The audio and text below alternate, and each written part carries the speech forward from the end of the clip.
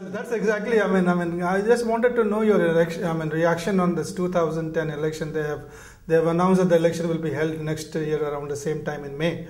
What kind of election that would be? The main opposition party. Yes. The leader is being barred from contesting the election. The entire control would be with the army only. So what kind of election that would be? Now this again is an important factor for all the people who are observing Burma, in the sense that the military, which is used to ruling the country, which is used to the powers that come with politics, are quite clear that they want to continue to have some kind of a say in the entire scheme of things in governance. Therefore 25% of seats are kept with them, and they have debarred the leader who is globally recognized, who is a Nobel laureate, and she has been debarred from contesting the elections. So yes, but people might like to say that but there are positives. The positives they are saying is that okay, 25% is military, but 75% will be from the other multilateral parties. Now, how much of this will happen? How open will the elections be? How transparent will be their entire process of the electoral process? Will they also resort to rigging and all that to see that people are sympathetic to the military junta? After all, the number of people who have retired from the armed forces there are phenomenal, and all of them, their second hobby is to be politicians.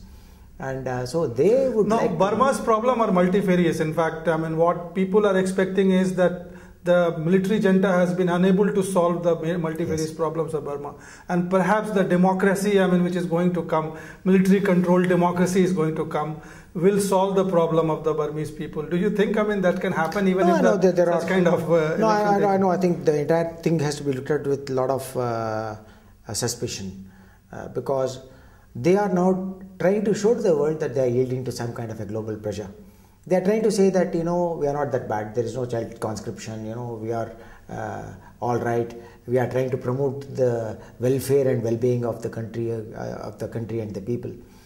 But on the face of it, it's now clear that this is going to be a challenge for many more years to come, even after the 2010 elections, because 2000 elections may throw up.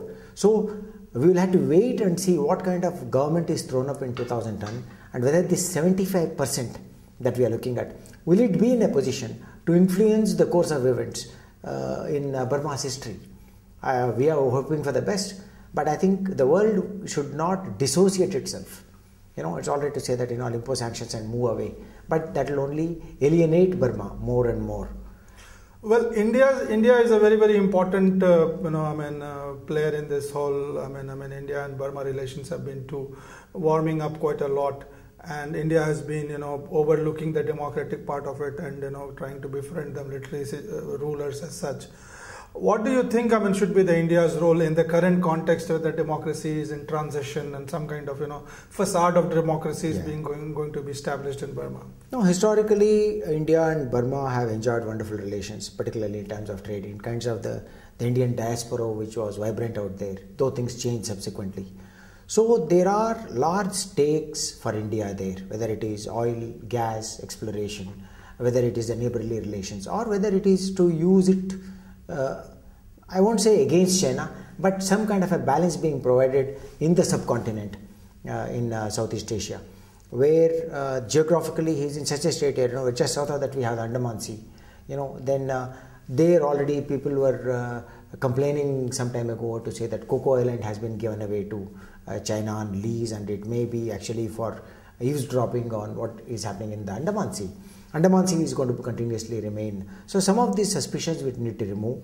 A greater interaction is required, but more importantly and most importantly, I think it is a people-to-people contact that has to be nurtured. And this comes about by removing this, as I mentioned earlier, the ban on internet, the censoring of the internet, where only selective viewing is allowed. They can't even access some of the global sites today. So with that, how do you expect those people to know about the world? So this is the question. So India will need to enable them on a track 2 kind of an arrangement, which will have think tank to think tank associations, people to people contact, and also bringing pressure. India is also active in both ASEAN and SAARC. And through both these organizations, they need to bring in certain more additional pressures. Well, India has a lot of to gain out of the democracy in Burma, and I'm sure that Burma is going to have some kind of a democratic setup, and India would continue to engage with this, the setup which is going to come. We still have a lot of time to wait and watch. And thank you for joining to Mizma TV. Thank you so much. Thank you so much. It's a pleasure. And let both countries succeed together. Thank you very much.